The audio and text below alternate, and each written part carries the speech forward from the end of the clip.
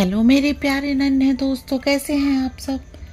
सबसे पहले मेरे प्यारे नन्हे दोस्तों का बहुत बहुत धन्यवाद मेरी कहानियाँ सुनने, लाइक, शेयर और सब्सक्राइब करने के लिए। बच्चों, आज हम सिंहासन बत्तीसी की 28वीं पुतली वैदेही की कहानी सुनेंगे। तो ये कहानी शुरू करते हैं। एक बार राजा विक्रमादित्य अपने शयन कक्ष में गहरी निद्रा में लीन थे। उन्होंने एक सपना देखा। एक स्वर्ण महल है जिसमें रत्न, माणिक इत्यादि जड़े हैं। महल में बड़े बड़े कमरे हैं जिनमें सजावट की अलौकिक चीजें हैं।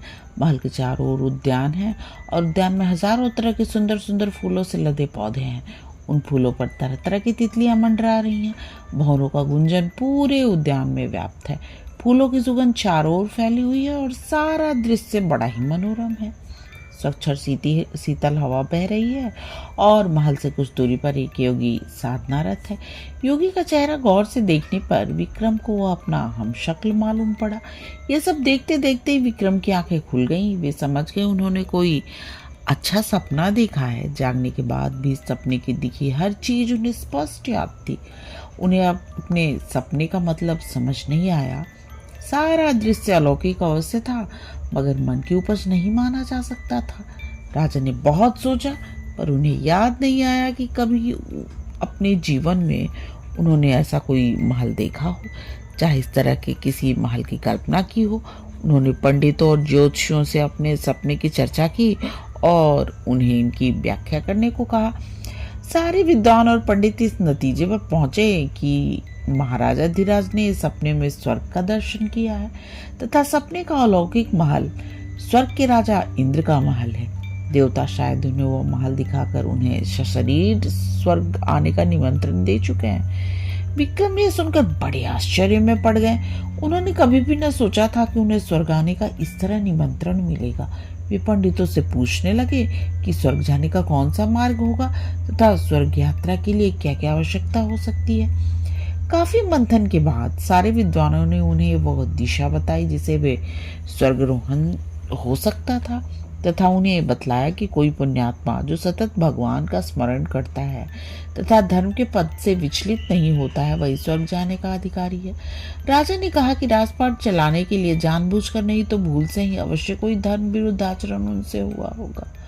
इसके अलावा कभी कभी राज्य की समस्याओं में इतने उलझ जाते हैं कि उन्हें भगवान का स्मरण नहीं रहता है। इस पर सभी ने एक स्वर में कहा, यदि वे इस योग्य नहीं होते तो उन्हें स्वर्ग का दर्शन ही नहीं हुआ होता। सबकी सलाह पर उन्होंने राजपुरोहित को अपने साथ लिया और स्वर्ग की यात्रा पर निकल पड़े। पंडितों के कथन अनुसार उन्हें यात्रा के दौरान 2 पुण्य कर्म भी करने थे। ये यात्रा लंबी और कठिन थी। विक्रम ने अपना राजसी वेश त्याग दिया और अत्यंत साधारण कपड़ों में यात्रा कर रहे थे। रास्ते में एक नगर में रात में विश्राम के लिए रुक गए। जहाँ रुके थे वहां उन्हें एक बूढ़ी औरत रोती हुई मिली। उसके माथे पर चिंता की लकीरें उभरी हुई थीं तथा गला रोते रोते रुंधा जा रहा था। विक्रम ने द्रवित होकर उससे उसकी चिंता का कारण पूछा तो उसने बताया कि उसका एकमात्र जवान बेटा सुबह ही जंगल गया लेकिन अभी तक नहीं लौटा है। विक्रम ने जानना चाहा कि वो जंगल किस प्रयोजन से गया। बूढ़ी औरत ने बताया कि उसका बेटा रोज सुबह जंगल से सूखी लकड़ियां लाने जाता है और लकड़ियां लाकर नगर में बेचता है। लकड़ियां बेचकर जो पैसा मिलता है उसी से उसका गुजारा होता है। विक्रम ने कहा कि अब तक वह नहीं आया तो आ जाएगा। बूढ़ी औरत ने कहा, जंगल बहुत घना है और नरभक्षी जानवर इससे भरा पड़ा है। उसे शंका है कि कहीं किसी हिंसक जानवर ने उसे अपना ग्रास न बना लिया हो। उसने ये भी बताया कि शाम से वो बहुत सारे लोगों से विनती कर चुकी है कि उसके बेटे का पता लगाए, लेकिन कोई भी जंगल जाने को तैयार नहीं हुआ। उसने अपनी व्यवस्था दिखाई कि वो बूढ़ी और निर्बल है, इसलिए खुद जाकर पता नहीं कर सकती। विक्रम ने उसे आश्वासन दिया कि वो जाकर उसे ढूंढेंगे। उन्होंने विश्राम का विचार त्याग दिया और तुरंत जंगल की ओर चल पड़े। थोड़ी देर बाद उन्होंने जंगल में प्रवेश किया तो देखा कि जंगल सचमुच बहुत घना है। वे चौकन्ने होकर थोड़ी दूर आए तो उन्होंने देखा कि एक नौजवान कुल्हाड़ी लेकर पेड़ पर दुबका बैठा है और शेर नीचे घात लगाए बैठा है। विक्रम ने कोई उपाय ढूंढकर शेर को वहां से भगा दिया और उस वक्त को लेकर नगर लौट आए। बुढ़िया ने बेटे को देखकर विलाप करना छोड़ दिया और विक्रम को ढेरों आशीर्वाद दिए। इस तरह बुढ़िया को चिंता मुक्त करके उन्होंने एक पुण्य का काम किया। रात भर विश्राम करने के बाद उन्होंने सुबह फिर से अपनी यात्रा शुरू कर दी। चलते चलते वे समुद्र तट पर आए तो उन्होंने एक स्त्री को रोते हुए देखा। स्त्री को रोते देख वे उनके पास आए तो देखा कि एक मालवाहक जहाज खड़ा है और कुछ लोग उस जहाज पर सामान लाद रहे हैं।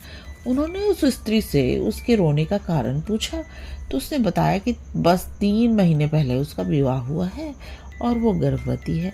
उसका पति इसी जहाज पर कर्मचारी है तथा जहाज का माल लेकर दूर देश जा रहा है।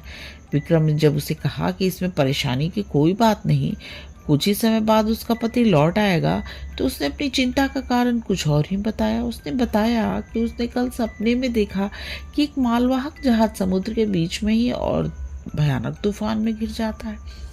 तूफान इतना तेज है कि जहाज के टुकड़े टुकड़े हो जाते हैं और उस पर सारे सवार समुद्र में डूब जाते हैं। वो सोच रही है अगर वह सपना सच निकला तो उसका क्या होगा। खुद तो किसी प्रकार जी भी लेगी मगर उसके होने वाले बच्चे की परवरिश कैसे होगी। विक्रम को उस पर तरस आया और उन्होंने समुद्र देवता द्वारा प्रदत्त शंख उसे देते हुए कहा, यह अपने पति को दे दो। जब भी तूफान या अन्य कोई प्राकृतिक विपदा आए तो इसे फूंक देगा। उसके फूंक मारते ही सारी विपत्ति हल हो जाएगी। स्त्री को उन पर विश्वास नहीं हुआ और शंकालु दृष्टि से उन्हें देखने लगी। विक्रम ने उसके चेहरे का भाव पढ़कर शंख में फूंक मारी। शंख की ध्वनि हुई और समुद्र का पानी कोसों दूर चला गया। उस पानी के साथ वो जहाज और उस पर सवार सारे कर्मचारी भी कोसों दूर चले गए। अब दूर दूर तक सिर्फ समुद्र तट फैला जाता था। वो स्त्री और कुछ अन्य लोग जो वहां थे हैरान रह गए। उनकी आंखें फटी रह गईं। जब विक्रम ने दोबारा शंख फूंका तो समुद्र का पानी फिर से वहां हिलोरे मारने लगा। समुद्र के पानी का साथ वह जहाज भी कर्मचारियों सहित वापस आ गया। अब युवती को उस शंख की चमत्कारिक शक्ति के प्रति कोई शंका नहीं रही।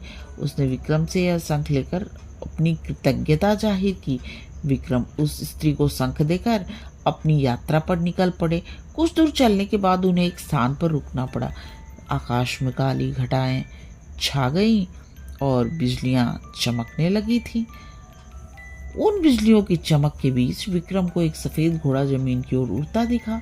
विक्रम ने ध्यान से उसकी ओर देखा, तभी आकाशवाणी हुई, महाराज विक्रमादित्य, तुम्हारे जैसा पुण्यात्मा शायद ही कोई हो। तुमने रास्ते में 2 पुण्य किए, एक बूढ़ी औरत को चिंता मुक्त किया और एक स्त्री को सिर्फ शंका दूर करने के लिए अनमोल शंख दे दिया, जो समुद्र देव ने तुम्हें साधना से प्रसन्न होकर उपहार दिया था। तुम्हें लेने के लिए एक घोड़ा भेजा जा रहा है जो तुम्हें इंद्र के महल तक पहुंचा देगा। विक्रम ने कहा, मैं अकेला नहीं हूँ, मेरे साथ राजपुरोहित भी हैं, उनके लिए भी कोई व्यवस्था हो।